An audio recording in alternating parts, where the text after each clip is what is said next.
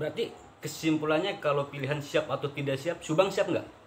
Saya memperhatikan ada beberapa catatan yang harus dipenuhi oleh Kabupaten Subang. Pertama, dari pelayanan justru, bukan Pelayanan. dari sumber daya manusia. Oke. Pelayanan oleh pemerintah, artinya sumber daya manusia di pemerintahan, dan infrastruktur serta peraturan perundang-undangannya.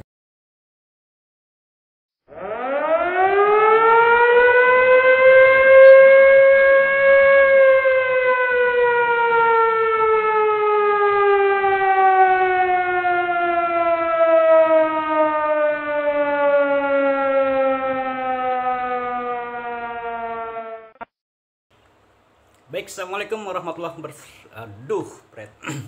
Baik, assalamualaikum warahmatullahi wabarakatuh. Berjumpa lagi bersama channel YouTube terkeren terbaik di Kabupaten Subang, Babe Mude. Sekarang di samping saya ada Pak Kakak Suminta. Beliau. Assalamualaikum warahmatullahi wabarakatuh. Waalaikumsalam warahmatullahi wabarakatuh.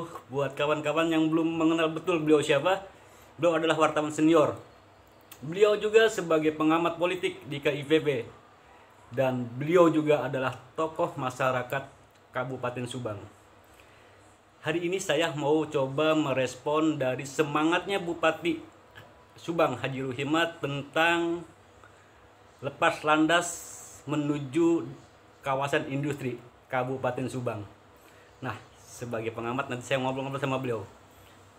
Pak Kakak, sebenarnya Subang sudah siap belum sih dengan era industri? Ya, kalau kita perhatikan tentang perkembangan industri dan sebenarnya pasca industri ya kalau di internasional, Ya, maka kunci dari semua itu adalah sumber daya manusia. sumber daya manusia. Ya, kunci dari semua itu adalah sumber daya manusia. Maka apabila kita berbicara tentang kesiapan, maka kita harus mengukur tentang kesiapan sumber daya manusia. Apa saja kesiapan sumber daya manusia? Oke. Pertama adalah tentu saja dari sisi pendidikan ataupun keterampilan warga Kabupaten Subang. Itu kita harus mengukur sejauh mana apakah kita sudah siap untuk itu atau belum. Kedua, dari sisi sumber daya manusia yang akan melayani, misalnya dari sisi pemerintahan. Apakah sumber daya manusia di pemerintahan sudah disiapkan untuk melayani proses-proses yang akan terjadi terkait dengan kata lepas landas. Ini menarik kata lepas landas ini. Ya. Dan ketiga adalah sumber daya manusia dalam arti kemampuan kita untuk menghadirkan entrepreneurship, karena harus ada sektor industri atau entrepreneurship ataupun perusahaan-perusahaan yang hadir di Kabupaten Subang, baik yang sudah ada maupun yang akan hadir. Berarti kesimpulannya kalau pilihan siap atau tidak siap, Subang siap nggak? Saya memperhatikan ada beberapa catatan yang harus dipenuhi oleh Kabupaten Subang. Pertama, dari pelayanan justru, bukan Pelayanan. dari sumber daya manusia. Oke. Pelayanan oleh pemerintah, artinya sumber daya manusia di pemerintahan dan infrastruktur serta peraturan perundang-undangannya. Apakah sudah disiapkan atau belum? Oke. Kalau melihat itu, maka saya mengatakan apa yang disampaikan oleh Bapak Bupati ini harus dibarengi dengan percepatan persiapan-persiapan yang sampai saat ini belum cukup memadai. Artinya tetap posisinya di pemerintah dulu harus siap. Iya, pemerintah dulu harus siap karena pemerintah adalah wadah. Baru kemudian di dalamnya ada dinamika. Oke. Jadi antara wadah dan dinamika itu harus selaras. Apa itu dinamika? Dinamika ya tadi kesiapan sumber daya manusia, kemudian juga interaksi antara sumber daya manusia tadi termasuk perusahaan-perusahaan. Artinya pemerintah tidak hanya menggaungkan lepas landas industri, tapi ada hal-hal yang seharusnya dia harus menyiapkan pihak. Nah, Pranata hukumnya dan lain betul. sebagainya.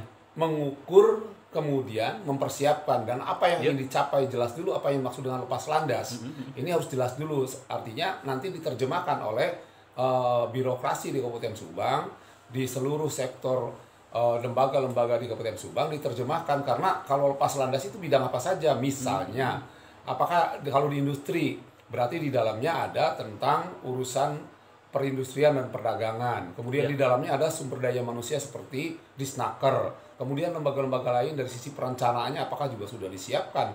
Sampai dengan pranata lainnya, pelengkap lainnya, seperti misalnya dari sisi limbah, dari sisi lingkungan hidup, apakah juga sudah disiapkan. Nah, itu artinya bukan hanya apa yang disampaikan Pak Bupati, tetapi harus disambut dengan persiapan-persiapan yang cukup matang. Oke, kalau dari masyarakat sendiri, sepertinya mereka harus menyiapkan sendiri atau justru pemerintah yang harus menyiapkan SDM-nya?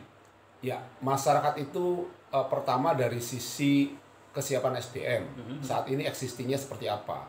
Maka pemerintah mempunyai dua tugas. Pertama, mengukur kesiapan masyarakat. Kedua, mempersiapkan pelayanan publik yang dibutuhkan oleh masyarakat. Kalau perlu misalnya untuk meningkatkan daya saing dan kompetensinya, dibuat pelatihan-pelatihan yang sesuai dengan kebutuhan. Artinya bahwa andaikan sekarang di Subang ini rata-rata pendidikan adalah baru sampai kelas 1 atau kelas 2 SMP, artinya bahwa diperlukan keterampilan-keterampilan yang berterkait dengan rata-rata itu. Di antaranya mungkin keterampilan-keterampilan dasar industri. Kalau bicara persiapan kaitannya dengan industri, saya melihatnya justru ada dua loh Pak. Yang pertama adalah kesiapan secara skill. Yang kedua adalah kesiapan frame berpikir yang kemudian berkaitan dengan perilaku masyarakat, budaya masyarakat. Nah, sepakat nggak sih kalau ada dua yang betul, dari dua poin itu adalah hal yang mendasar yang harus dipahami, kemudian juga rekayasa ya. Rekayasa tidak selalu negatif, yang namanya social engineering itu tidak selalu negatif.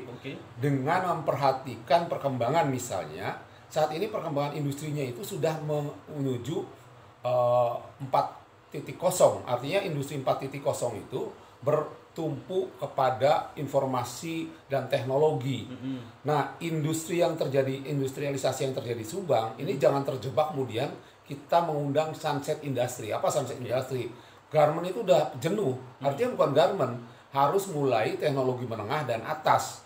Nah, kalau atasnya, kalau memang kita masih belum siap sumber daya manusianya, saya pikir Subang itu tidak jauh dari Bandung, tidak jauh dari Jakarta, tidak jauh dari Jogja, banyak sumber daya manusia yang dari kota-kota itu yang bisa kita ajak bekerja sama.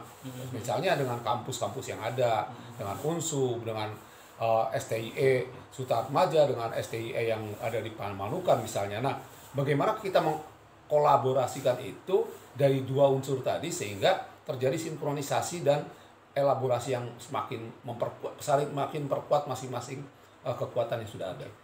Anggap saja kemudian misalnya wilayah industri itu mewujud di Kabupaten Subang. Harus ada konsekuensi logis berarti Pak ya. Maksud saya gini, apakah kemudian ketika misalnya taruhlah satu contoh orang miskin atau pengangguran itu di Kabupaten Subang hari ini adalah 1.000. Nah, ketika ada ini menjadi wilayah industri, mestinya kan harus berkurang ya, lebih berkurang. Kalau tidak berkurang, artinya begini, industri yang hadir itu harus industri yang sesuai di satu sisi dengan kondisi masyarakat, tetapi juga di sisi lain memperhatikan masa depan industri.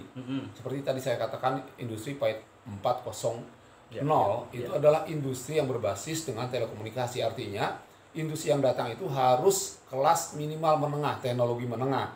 Sehingga dari situ kita belajar nanti sampai pada teknologi tinggi.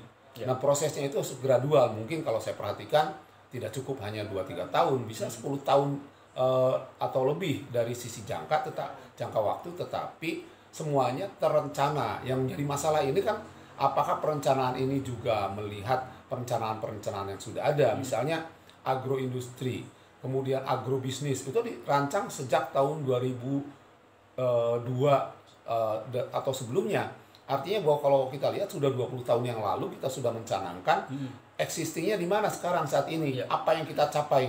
Kalau belum tercapai, misalnya agroindustri dan agrobisnis, tapi yang kemudian adalah pabrik garment, artinya ada inkonsistensi. Nah, inkonsistensi ini pasti akan menghambat. Menghambatnya apa? Kita mempersiapkan agroindustri, agrowisata, tetapi kemudian yang hadir adalah garment. Garment itu di satu sisi memerlukan low skill. Nah, tapi di sisi lain juga mengundang masyarakat di luar Kabupaten Subang dengan low skill pula yang datang ke Kabupaten Subang, sehingga pertambahan penduduk justru pada tingkat masyarakat yang skillnya belum sesuai atau tidak sesuai dengan perkembangan yang dibutuhkan saat ini, yakni teknologi informasi. Kalau Pak Timban gimana? Ini kan bentar lagi beberapa bulan ke depan katanya mau di launching atau mulai beroperasi. Ya, artinya Pak Timban itu kan pertama bukan hanya pekerjaan Subang, tetapi Subang harus terlibat sebagai tuan rumah. Bupati dan jajarannya serta tokoh masyarakat Kabupaten Subang harus memperhatikan bahwa Patimban adalah sebuah ikon yang harus bisa mengangkat Kabupaten Subang. Apa yang harus dilakukan oleh pemerintah? Yang harus dilakukan oleh pemerintah memahami apa yang menjadi blueprint daripada Patimban. Misalnya blueprintnya itu akan menjadi pelabuhan internasional dan salah satunya adalah pelabuhan komoditas. Artinya bahwa seluruh komoditas dan seluruh sumber daya di Kabupaten Subang bagaimana dioptimalkan untuk menunjang itu. Jadi komoditas-komoditas Kabupaten Subang itu mulai berorientasi ekspor yang memiliki nilai tambah yang cukup, bukan. Artinya kita harus menyiapkan juga SDA produk-produk ya. Ya, harus mengidentifikasi produk-produk yang mungkin dilakukan dan ini kan bisa menjadi sebuah pekerjaan kolaborasi bukan hanya Subang, ada Bandung Barat, ada Purwakarta, ada Indramayu dan lain sebagainya termasuk Majalengka dan Kuningan kemudian Sumedang. Itu bagaimana Subang menjadi hub. Jadi berpikirnya Subang tidak tersendiri tapi menjadi hub daripada kegiatan ekonomi dan komoditas yang diperjualbelikan melalui pelabuhan Patimban dan itu akan memberikan nilai tambah misalnya dari sisi transaksi, dari sisi pergudangan, dari sisi transportasi, bagaimana Subang memaksimalkan, mengoptimalkan seluruh potensi yang bisa digunakan untuk memberikan kesejahteraannya melalui percepatan pembangunan, percepatan transportasi, percepatan komunikasi, dan ini memerlukan pemikiran yang progresif. Ya. Tapi kan gini, kalau kita melihat dampaknya adalah akan mempercepat akses transportasi produk, bisa dibuang ke sana kemari pun dan ini bisa memangkas anggaran atau biaya lah ya. Nah, yang jadi masalah kan gini, Pak. Posisi masyarakat khususnya kawan-kawan di Pantura lah ya. Idealnya dia di mana posisinya ketika Patimban itu berada, sementara kan mereka maaf kata banyaknya petani atau nelayan atau justru mereka juga pengangguran. Posisi mereka seharusnya di mana? Apakah dia harus masuk ke Patimban atau justru malah dia harus lebih berkreativitas lagi atau seperti apa sih? Ya, artinya begini, kita harus melihat segmentasi penduduk dari demografi. Demografi penduduk kita ini kasarnya kalau sudah 50 tahun ke atas sudah tidak bisa dirubah lagi dari sisi skill.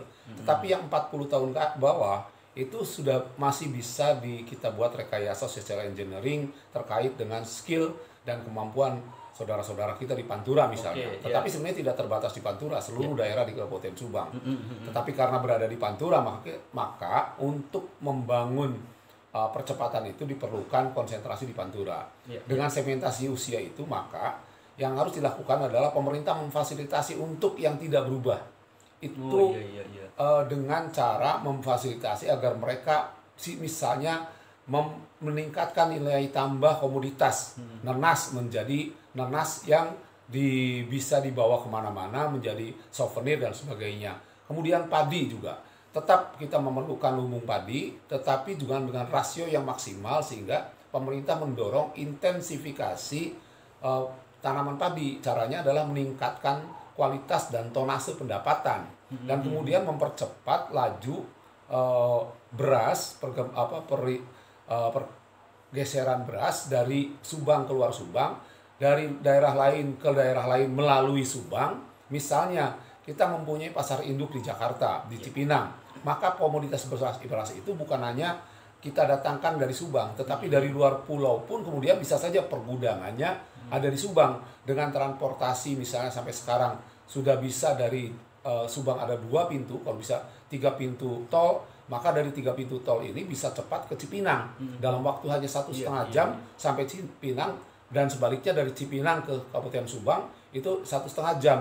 Dengan percepatan seperti itu menghemat waktu dan akan meningkatkan nilai tambah komoditas beras di Kabupaten Subang sehingga Subang selain menjadi gudang untuk Subang sendiri menjadi gudang untuk regional, menjadi gudang untuk secara nasional dari Makassar, dari Kalimantan, dari Sumatera itu bisa menjadi hub sehingga Subang akan menjadi kota besar yang setaraf dengan Medan misalnya, setaraf dengan Makassar dan seterusnya. Tapi kan gini, yang jadi masalah itu ketika ada Patimban, potensi akses transportasi atau membuang produk Subang keluar itu akan sangat mudah. Di satu sisi ya ini satu poin, tetapi ada poin-poin lain bahwa pemerintah sendiri hari ini sedang mengkampanyekan wilayah industri. Artinya ini kan lahan sawah akan habis. Iya. Ini ada pemikiran yang harus fair bahwa Subang sebagai lumbung padi, jangan kemudian menjadikan rakyat Subang mati di lumbung padi. Nah, iya. Itu ada pemikiran yang fair. Artinya ada dua opsi. Pertama adalah memang terjadi perubahan fungsi lahan dan harus dihitung berapa banyak perubahan fungsi lahan itu menjadi sebuah perencanaan, sehingga dengan perencanaan itu akan hadir misalnya jalan penghubungnya akan ditaruh di mana di dalam perubahan alih fungsi lahan itu. Kemudian kedua, juga ada kompensasi, seperti kalau Jakarta nasional meminta Subang tetap menjadi lumbung padi, artinya sangat kecil yang terkonversi menjadi industrialisasi, perdagangan dan jasa, maka yang harus dilakukan pusat adalah melakukan kompensasi dari sisi program.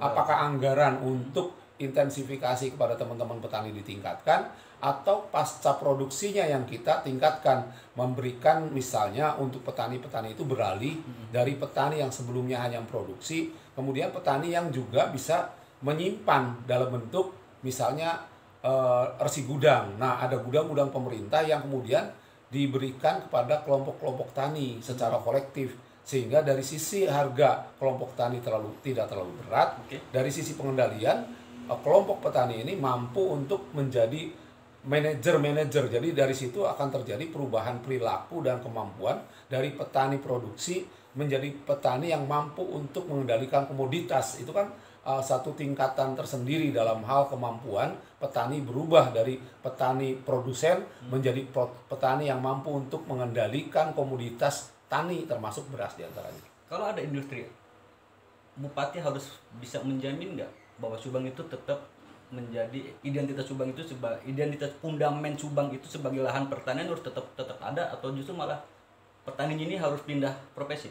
Ya, kembali kepada visi kabupaten Subang ya. Semaksimal mungkin Subang ini tetap menjadi bagian daripada lumbung padi nasional. Artinya harus ada juga batasan-batasan sampai di mana industrialisasi itu, karena artinya bupati harus tetap memastikan harus bisa memastikan berapa besar dari lahan-lahan yang sekarang digunakan oleh pertanian produktif, khususnya yang menggunakan sistem irigasi teknis yang sudah menyerap anggaran yang sangat besar, dan kalaupun dialihfungsikan akan menjadi kerugian tersendiri karena rusaknya sarana-sarana pengairan yang dialirkan ke sawah-sawah. Maka harus ada kompensasi kembali dari pusat. Kalau itu berubah, maka harus ada kompensasi dalam bentuk jaminan, misalnya terjadi intensifikasi produksi dengan semakin memperkuat saluran irigasi. Sebagai contoh, kemarin di Pantura itu keluhannya adalah bahwa pada saat mereka kekurangan air, ini kan urusannya masih kekurangan air, artinya masih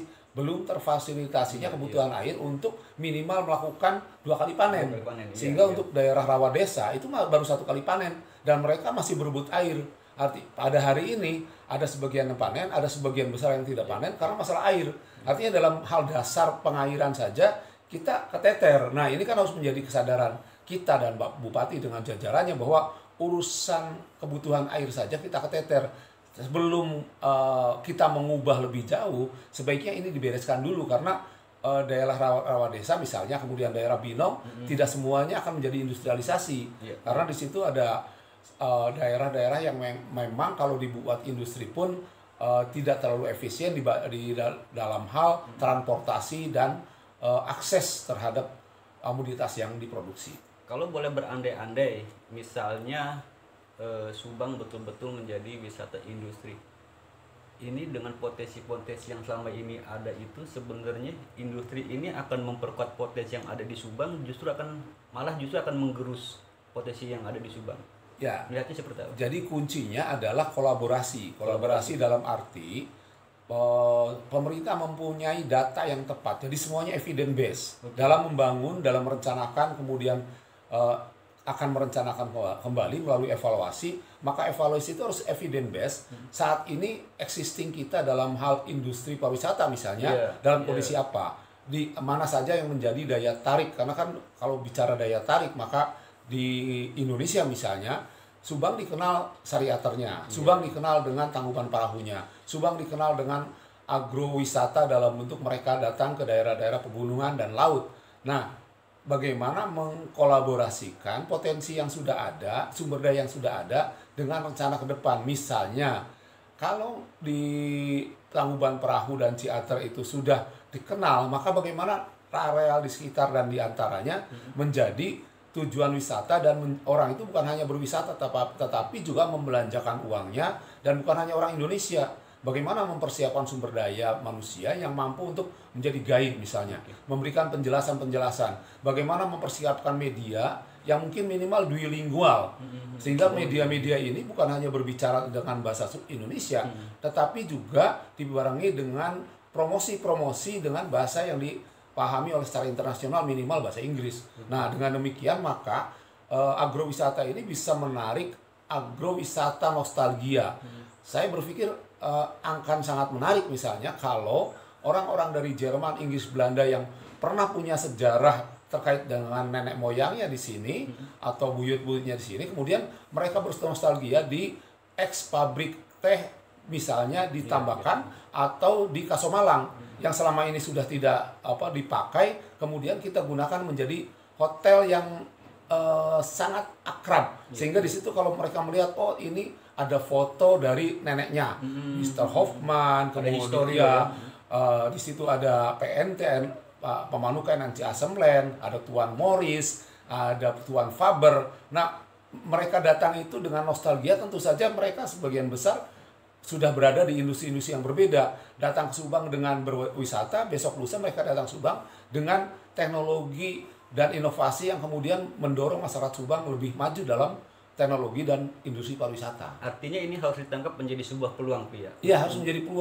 menjadi peluang dalam arti kita juga mempunyai heritage yang kuat, historis yang kuat. Ya, saya yang sederhana, bagaimana melihat Atelier itu bukan sekedar pujasera, tetapi pujasera yang di dalamnya juga ada sejarah yang bisa kita gali bersama. Di satu sisi menjadi pembelajaran untuk orang Subang dan orang Indonesia, di sisi lain menyatukan dengan berbagai bangsa. Jadi paradigmanya dengan berbagai bangsa ini sekarang bukan paradigma kolonial, bukan paradigma dalam arti hegemoni, tetapi paradigma kooperatif. Bagaimana kita melakukan kooperatif dengan banyak bangsa yang mempunyai itikat baik untuk memajukan dirinya dan bangsa kita, sehingga ya saya pikir tidak menghayal pada saat kita membangun daerah-daerah di sekitar Pemda menjadi daerah tujuan wisata untuk wisata nostalgia mereka yang pernah ada di sini. Dan misalnya saya cerita tentang Wisma Karya, maka Wisma Karya itu kalau kita lihat atapnya itu hampir mirip dengan Harmoni di Jakarta. Dan itu dua-duanya ada ball house atau tempat